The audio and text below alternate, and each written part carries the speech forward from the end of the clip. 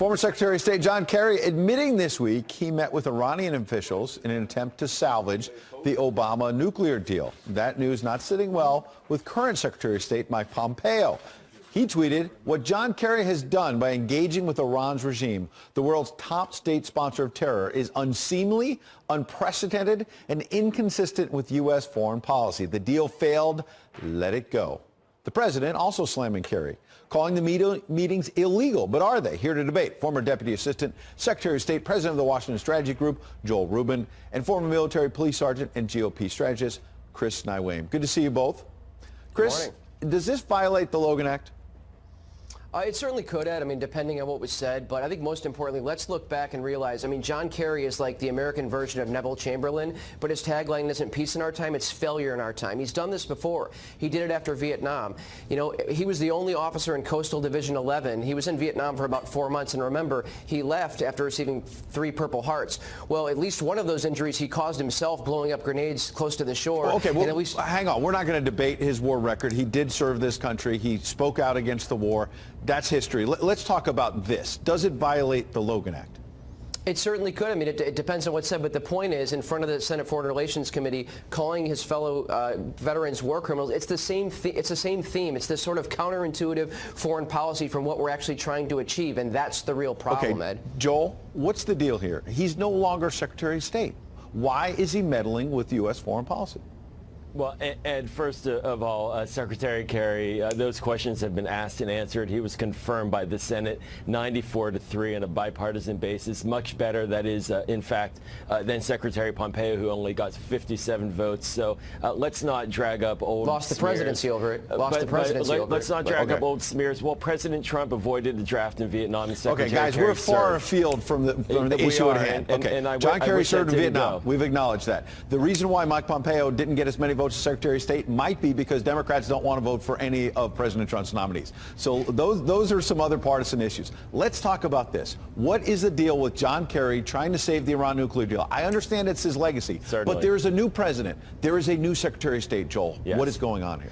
Well, what's going on is that the current Iran policy is failing. Iran is deeply enmeshed in Syria, in Iraq, in Yemen, and right now as well, the U.S. withdrew from a nuclear deal that is taking Iran's nuclear program off the table, and that's verifiable. So Kerry actually reinforced the president's policy. He's told Iran, don't do anything rash, don't restart your nuclear program. I don't see why Pompeo is complaining, except that the president is complaining, so he has to mirror that. Back on this policy then, Joel's claiming that the Iran policy under President Trump has gone off the rails.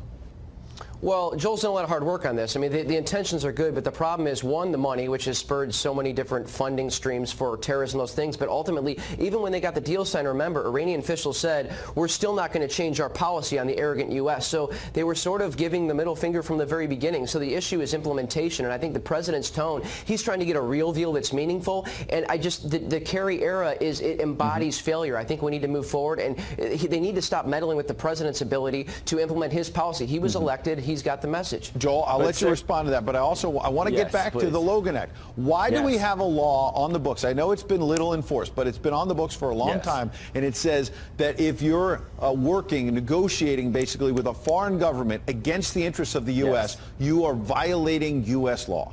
Yes, well, that's what Michael Flynn did in the transition against the Obama administration. Well, he says he didn't violate the law. He says he was coming into government in fairness. You had President-elect Trump, and he's talking to the Russians, who are important people to talk to. I'm talking about John Kerry. I'm not talking about Michael Flynn. With John Kerry, why is he negotiating with the Iranians? Answer that question. The difference is that Michael Flynn didn't inform the Obama administration. John Kerry did tell Secretary Pompeo about this. He told Tillerson about his meetings. He's been briefing them. I don't know why Secretary Pompeo didn't tell the president that he knew about this as well. Okay, well, that's an interesting nugget if you're saying they got a heads up. But Mike Pompeo is saying this is unprecedented and he doesn't appreciate it. Last point.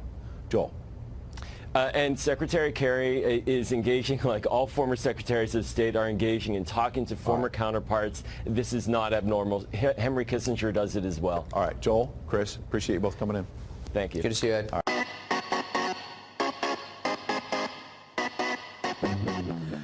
Like an empty plastic cola bottle trapped in driftwood floating to the shore, John Kerry's back. He really is the rare combination of a 8-year-old boy. I mean, he's got the maturity of an 8-year-old boy with the insecurity of a teenage girl. This is who he is. How can he move his face? Now, he's got a new book out, and it's really a true reflection of Kerry. The book's awful, and it, too, is made from wood. But there is some news in there. Apparently, while the Trump administration was busy with their own foreign policy, Kerry was busy with his own. There are people in the intelligence community who say that you've been telling the Iranians to wait out President Trump and the administration and to wait until there's a Democratic president in 2021. Is that accurate? Well, I think everybody in the world is sitting around talking about waiting out President Trump. Every Secretary of State, former Secretary of State, continues to meet with foreign leaders, goes to security conferences, goes around the world. We all do that. See, that's what happens when an anchor actually reads the book. So I'm thinking holding secret meetings with a regime that's openly hostile to the American people seems a little like, what's that word, hobby, backstabbing? Oh, how about collusion? Yep, for 2 years we've watched the media chase a phantom in an effort to undo an election. Meanwhile, Captain Corkboard here is meeting with the enemy, giving them cryptic advice on Trump. Now, you might think, how's this different from working with North Korea? Well, Kerry is not the Secretary of State. It's not his job. And it might even be illegal to have an alternative foreign policy going on that's separate from the White House. Even more, it's worse to have it run from this guy in his basement in his spare time. And even when he was the secretary, who could forget his crowning achievement of international diplomacy? All you got to do is call, and I will be there. Yes, I'll be there. You got a friend. Yep. Yeah, when Kerry had the job, that was foreign policy. Today, that might be an act of war. Or just the act of an 8-year-old boy with the insecurity of a teenage girl, but taller. All right, we got a lot of smart people here. Let's go around the table. Against the law, Logan Act. Is this treason, Jesse? Lock him up. That chant was for him, not Hillary. I think Kerry owes an apology to teenage girls because when I was in high school, I was much more insecure than the girls that I was in the class with. I honestly think this is all about just giving CPR to his legacy, because when you think about his whole trajectory, he served honorably in Vietnam, and then he kind of tarnished that service when he came back and disparaged his fellow soldiers. Then he lost in a kind of a humiliating fashion to George W. Bush. Now, a nuclear deal as Secretary of State's kind of like the crown jewel for these people, especially Democrats. So Trump comes in, just rips up the piece of paper, and Kerry's left saying, oh, what do I have left? So he's desperate to salvage this thing. And could you imagine if Mike Pompeo in 7.5 years, or maybe longer, goes out and tries to undermine the current Democratic presidential administration? He would get hammered by the media. I mean, you don't see Bill Clinton going down to Mexico City and trying to save NAFTA after Trump rips that up. It's unseemly, and he should be called out for it. Well, he does go to Mexico City, but not for that. What? Kerry met in Paris with enemy envoys, in 1970? He met with Daniel Ortega while Reagan was president. That was outrageous. This guy is a traitor. Is that right, Gregory? A traitor, I say. You got it, Gregory. I'm hearing you. I'm hearing you. Greg swift-boating him over. I'm telling you. We're back to that. We're back to that. What I agree with you about is that the interviewer did a good job, Ms. Dana Perino. But I will say that we recommended questions, right? It was Jesse. It was Jesse. You interfered, you know. No, they wanted me to ask about John what's his name? James Taylor? James Taylor. You were going to say John Tesh. Close enough, right? Hey, give her a break. Yes. All right, anyway, yes. Back to the news.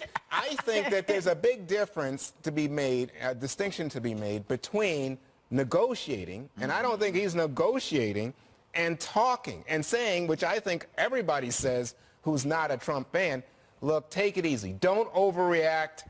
Don't get angry. Don't think that somehow this is an invitation now for you to go after Israel or do something else or to relaunch your nuclear program. Take it easy. Let's talk about that. I don't think there's anything criminal about that. He's undermining this administration. By the way, that was a great interview, and you got him to admit, I'm sort of doing this, but isn't everybody doing this? I mean, he hates this president so much, as so many on the left do, that they think that they're totally fine, basically, to well, to use your word, commit treason, they think it's okay. They're justified because they think there's some bigger, greater purpose that they're serving. The American people didn't know what they were doing when they elected Donald Trump. He's rationalizing to himself, I need to save the country. I need to save the people. I mean, you can go back to the anonymous article in the New York Times, right? The anonymous op-ed, where there's this sense that there's this greater good that they're somehow performing, and Kerry's part of it. Yeah, no, if you believe that it's evil, then everything's acceptable. Dana, do you remember when everybody got upset about when during the Trump transition, Donald Trump made some phone calls? Everybody was like, oh my God, Logan Act. He made the first phone call to Taiwan. Yes. And that was like, whoa, the Chinese are going to get so mad. And then, like, a lot of the neocons were like, yes, this is awesome. We love that. I also remember when Nancy Pelosi, during the Bush administration, Bush 43's administration, went to Syria to meet with Assad. That's right. With a photo op and everything, right? So treason's in the eye of the beholder. She thought she was going and being very helpful and having talks. Meanwhile, the Bush administration is having an actual sanctions talk at the UN. So there is a problem. You have to wait. It's also what Mike Flynn is accused of doing when he called Ambassador Kislyak and he talked about sanctions, which was against Obama administration policy. Yeah, could you have waited? Yeah, maybe, but like not that big a deal because it's like 2 weeks later. His problem is that then he lied about it. Okay, can I ask you a question? Did you read it? You read his book, didn't you? I read most of it. It is 600 pages. And that same weekend, I had to read Woodward's book, so I sort of felt like I was studying for a finals. I would like to make an announcement. I am now a member of Dana's book club. She invited me. That's right. But that's right. Well, you sound like you're having second thoughts. Am I a real member? Or? No, you can be a member. What's the first assignment? Well, is it a Hardy book? He read Fear. No, I'm reading Fear. Oh, reading. I haven't finished it. But How, so you guys can get together and I have a life. about... I mean, I'm very busy. I don't. I read a novel this weekend. Of course you did. Yeah, I'm going to talk about it. I saw a movie.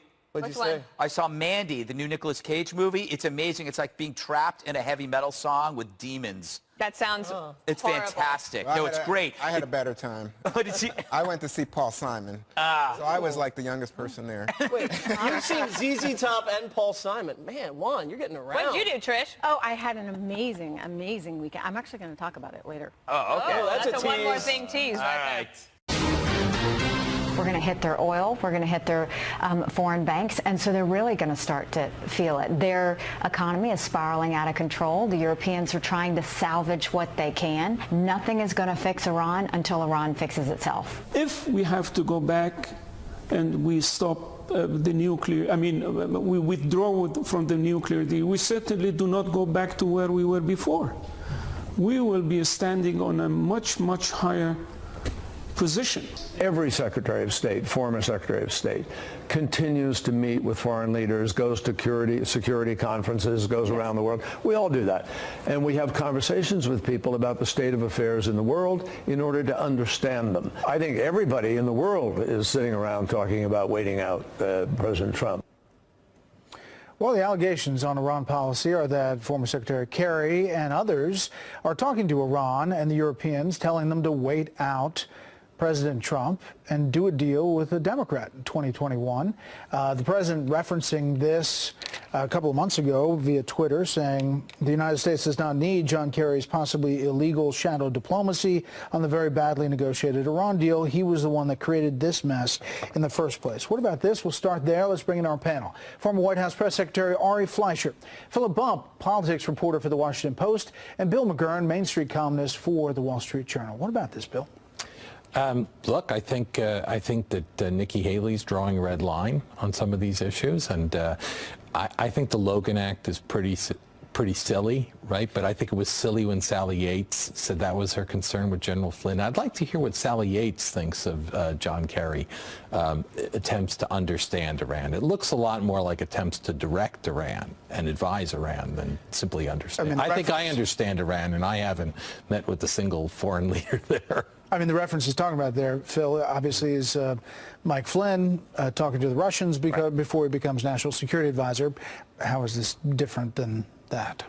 Well, it's a fair question. I think we don't know a lot of the details about what exactly Secretary Kerry had done. The Boston Globe report, which first came out with this story, certainly suggested he was doing more than what he said to Dana Perino today, which is, oh, this is just sort of what ex-Secretary of States do. That said, I think that we should keep in mind that this is not necessarily all that unusual. We had this incident in 2015 when basically every Republican senator sent a note to Iran saying, hey, any deal that you make with the Obama administration will only be good essentially for the duration of the Obama administration. There were Logan Act questions that were raised at that point in time. It's different for a lot of reasons, but this is a sort of a tactic that I think we shouldn't be surprised to see. In part that was, though, Ari, because it wasn't a treaty.